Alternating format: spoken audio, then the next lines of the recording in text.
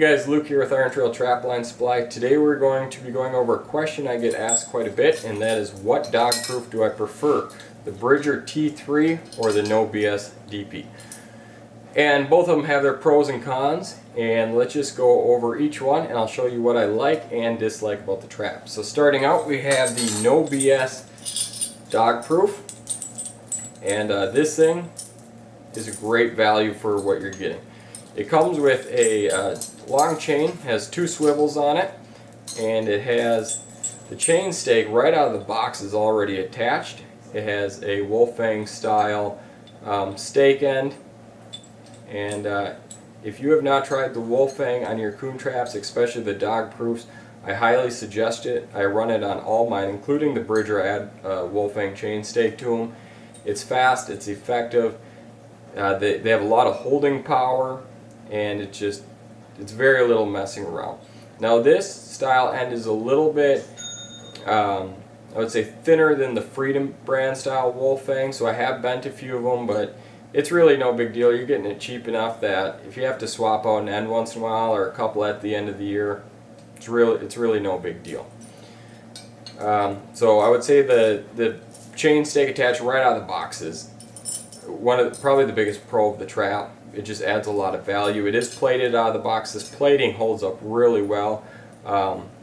There's almost no rusting, and like sometimes if you do like Rust-Oleum or some kind of dye or dip, it wears off from the coon after a catch. That doesn't happen with these things. It just holds up really well. One of the cons I would say on this trap is the stake, as you can tell, is thinner than, like a thinner diameter than the Bidger T3. So I do bend these once in a while, but it's not really a big deal. You just take a channel locks or whatever and just bend it back, so it's not a huge deal. This thing's very strong as far as the spring strength is. Now you can see on here there's a couple little deals where the wire sticks out, and when you set a lot of them, it does hurt after a while. So I do suggest using either a setter or even a flathead screwdriver. Just poke it in, and then it gives you the leverage to set them.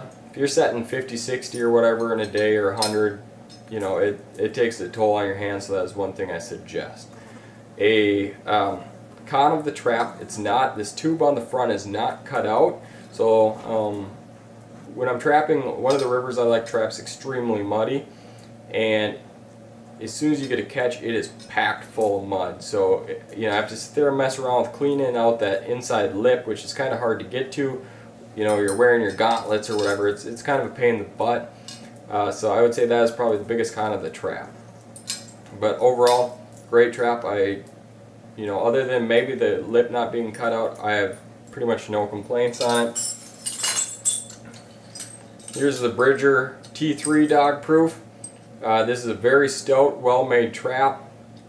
Like I said, the spike is a lot heavier duty. You just don't bend them. And on here, you can see there's a plate on like the wires coming out of the spring. It's a lot easier to set. The spring is, I wouldn't say as strong as the No BS by any means. That being said, I haven't had pullouts, but it is just a lot easier to set by hand without a setting tool. So I would say that's definitely a pro over the No BS. The con is there's no stake attached right out of the box. This thing, the Bidger T3, does cost more money, and there's no chain stake attached. So that, I would say, is probably the biggest con over the Bidger dog proof. The biggest pro is we got the slit cut out here, and so when I'm trapping that muddy river, it is just way easier, way quicker set time. I just push it and the mud just ejects right out that front hole. That is what makes this trap, in my opinion, far superior in muddy conditions over the No BS.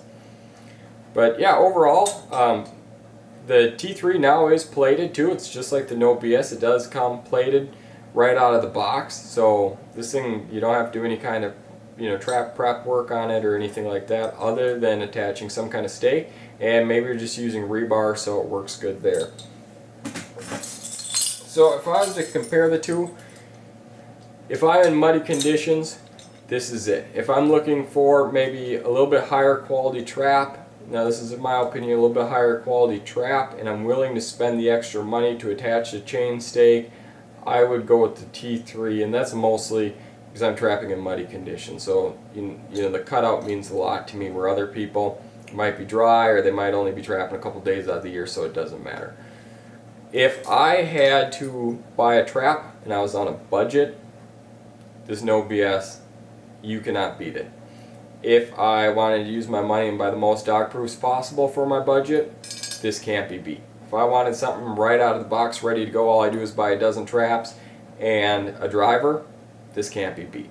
So it really comes down to, you know, it's not what I prefer, it's not what works best on my trap line, it's what works best on your trap line. Maybe buy one of each, borrow buddies to try out, get a feel for them, run them on the trap line, see what works best in your situation, and see what you prefer over one or the other, and what just overall suits your soil types, your trap line. This is for any kind of trapping equipment, and just see what you like using, because a big thing of trapping and trying to actually, you know, catch a decent amount of fur and not just say catch a coon in your garden or something. Big thing is you want equipment that you enjoy using, that you reach for when you're reaching in the back of the truck. Whatever trap you're reaching for first is probably the one you like the best, and that's what you want to be running. And nice thing is trying to keep them all the same or set up the same way, like I have all mine with the Wolfang stakes. It makes everything simple, and it makes it much more efficient. So yeah, either way, whichever one you end up purchasing, you'll like them both. I don't think I just think they're both overall great traps. They just both have their pros and cons, like any kind of equipment or traps that you'll use. So if you're interested in buying them, we do have them at irontrailtrapline.com.